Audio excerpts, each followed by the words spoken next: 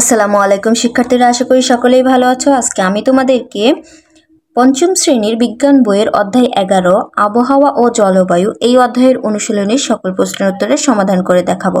তাহলে চলো শিক্ষার্থীরা, দেরি না করে আমরা অনুশীলনীতে চলে যাই।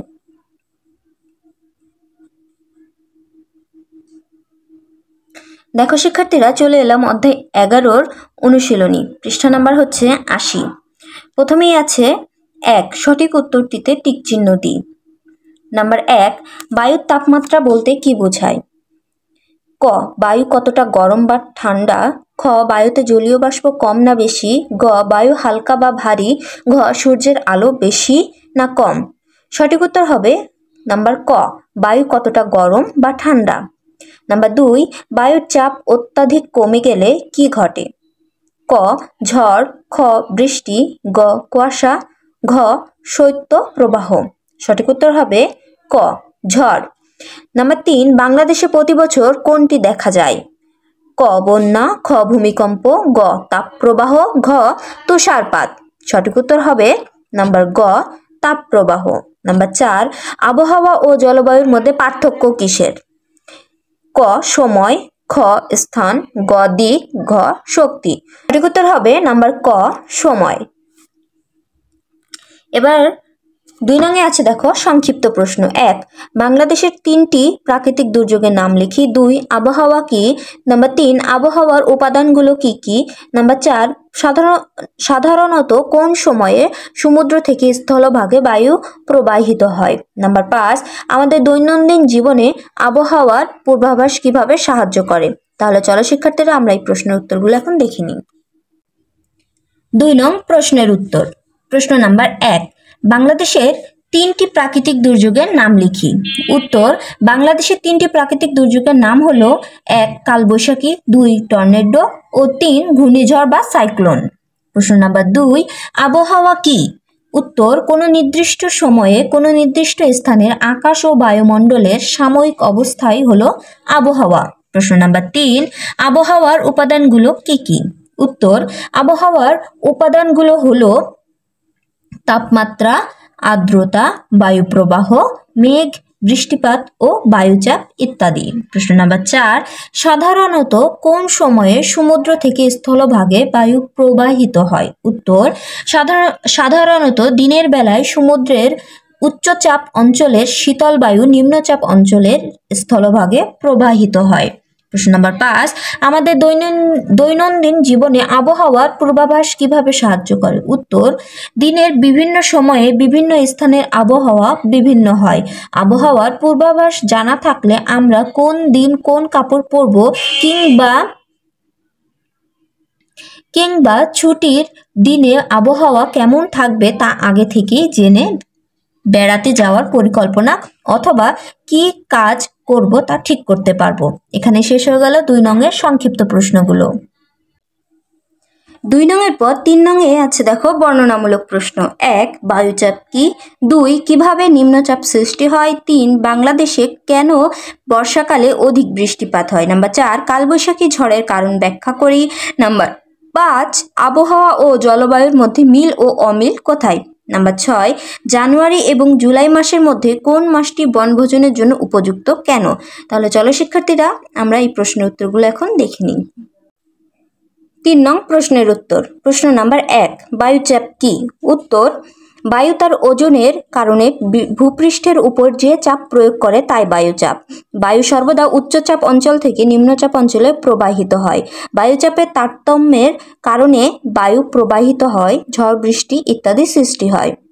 প্রশ্ন নম্বর 2, কিভাবে নিম্নচাপ সৃষ্টি হয়? উত্তর, কোনো স্থানে তাপমাত্রা বেশি হলে বায়ু হালকা হয়ে উপরের দিকে উঠে যায়, ফলে সেখানে বায়ুচাপ কমে যায়, একে নিম্নচাপ বলে। দিনে স্থলভাগ জলভাগ থেকে তুলনামূলকভাবে বেশি উষ্ণ থাকে। উষ্ণ স্থলভাগ তার উপরে থাকা বাতাসের উষ্ণতা বৃদ্ধি করে। গরম বায়ু হালকা হয়ে উপরে উঠে যায়, ফলে ওই স্থান ফাঁকা হয়ে নিম্নচাপের সৃষ্টি হয়। প্রশ্ন নাম্বার 3, বাংলাদেশে কেন বর্ষাকালে অধিক বৃষ্টিপাত হয়? উত্তর, বর্ষাকালে সূর্য বাংলাদেশের উপর খাড়াভাবে কিরণ দেয়, তাই বাংলাদেশের স্থলভাগ বঙ্গোপসাগরের চেয়ে উষ্ণ থাকে, ফলে বায়ুচাপ কম থাকে।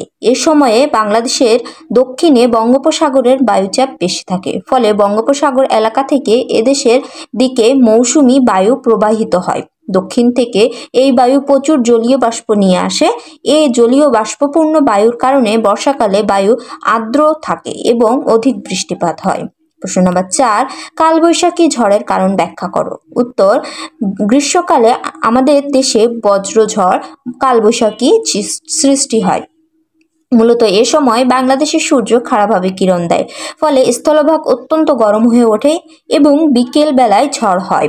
প্রখর সূর্য কিরণে বায়ু গরম হয়ে ওঠে এবং নিম্নচাপের সৃষ্টি হয়। গরম বায়ু হালকা হয়ে উপরে উঠে যায়, সেই কারণে সঞ্চারণশীল ধূসর মেঘ সোজা উপরে উঠে গিয়ে জমা হয়। পরবর্তীতে এই মেঘ ঘনীভূত হয়ে ভারী ও বজ্র বৃষ্টি, শিলাবৃষ্টি হয় এবং আশেপাশের উচ্চচাপ অঞ্চল থেকে ঝড়ো হাওয়া বইতে থাকে। এভাবেই কালবৈশাখী সৃষ্টি হয়। প্রশ্ন নাম্বার 5, আবহাওয়া ও জলবায়ুর মধ্যে মিল ও অমিল কোথায়? উত্তর, আবহাওয়া ও জলবায়ুর মধ্যে মিল হলো জলবায়ু ও আবহাওয়ার উপাদানগুলো একই এবং সেগুলো হলো তাপমাত্রা, আর্দ্রতা, বায়ুপ্রবাহ, মেঘ, বৃষ্টিপাত ও বায়ুচাপ। কোনো বছরের কোনো নির্দিষ্ট সময়ে আবহাওয়া কি হতে পারে সে সম্পর্কে ধারণা পেতে হলে জলবায়ু জানা জরুরি, অর্থাৎ কোনো স্থানের আবহাওয়া পরিবর্তনের নির্দিষ্ট ধারায় জলবায়ু। আবহাওয়া ও জলবায়ুর অমিল হলো, আবহাওয়া হলো কোনো স্থানের আকাশ ও বায়ুমণ্ডলের সাময়িক অবস্থা, আর জলবায়ু হলো কোনো স্থানের বহু বছরের আবহাওয়ার সামগ্রিক অবস্থা। আবহাওয়ার পরিবর্তন অনেক দ্রুত হয়, জলবায়ুর পরিবর্তন হয় ধীরে ধীরে। প্রশ্ন নাম্বার 6, জানুয়ারি এবং জুলাই মাসের মধ্যে কোন মাসটি বনভোজনের জন্য উপযুক্ত? কেন? উত্তর, জানুয়ারি ও জুলাই মাসের মধ্যে জানুয়ারি মাসটি বনভোজনের জন্য উপযুক্ত। বাংলাদেশে বর্ষা শুরু হয় জুনের মাঝামাঝি এবং শেষ হয় আগস্ট মাসে। বর্ষাকালে মাসিক গড় আর্দ্রতা ও বৃষ্টিপাতের পরিমাণ অন্যান্য মাসের তুলনায় বেশি থাকে। এছাড়া বর্ষাকালে জুন থেকে সেপ্টেম্বর মাসে বাংলাদেশের 1/5 পানিতে তলিয়ে যায়, অর্থাৎ বন্যা হয়। এজন্য বর্ষাকাল বনভোজনের জন্য উপযুক্ত সময় নয়। অন্যদিকে জানুয়ারি মাসটি মূলত শীতের শেষ সময়। এই সময় সূর্য বাংলাদেশে তির্যকভাবে কিরণ দেয়, তাই বায়ুচাপ বেশি থাকে। শীতকালে উত্তর দিক থেকে দক্ষিণে বঙ্গোপসাগরের দিকে বায়ু প্রবাহিত হয়। এই বায়ু স্থলভাগ থেকে আসে বলে এতে জলীয় বাষ্প কম থাকে, এজন্য শীতকাল শুষ্ক থাকে এবং বৃষ্টিপাত কম হয়। এসব কারণেই জানুয়ারি মাসটি বনভোজনের জন্য উপযোগী। এখানে শেষ হয়ে গেল 3 নংয়ের বর্ণনামূলক প্রশ্নগুলো। শিক্ষার্থীরা, তোমরা প্রশ্নের উত্তরগুলো সবাই ভালো করে মুখস্থ করবে এবং না দেখে অবশ্যই লিখবে। আজকে এই পর্যন্ত শিক্ষার্থীরা। পরবর্তী ক্লাস পাওয়ার জন্য অবশ্যই চ্যানেলটা সাবস্ক্রাইব করে দিবে এবং পূর্বের ক্লাসগুলো যদি দেখতে চাও তাহলে চ্যানেলের প্লেলিস্ট চেক করলেই সকল ক্লাস পেয়ে যাবে। আর এই ভিডিওটা যদি তোমাদের ভালো লাগে, উপকার হয়, তাহলে অবশ্যই ভিডিওটাতে একটি লাইক, কমেন্ট এবং শেয়ার করবে। সকলেই ভালো থাকবে। ধন্যবাদ সকলকে।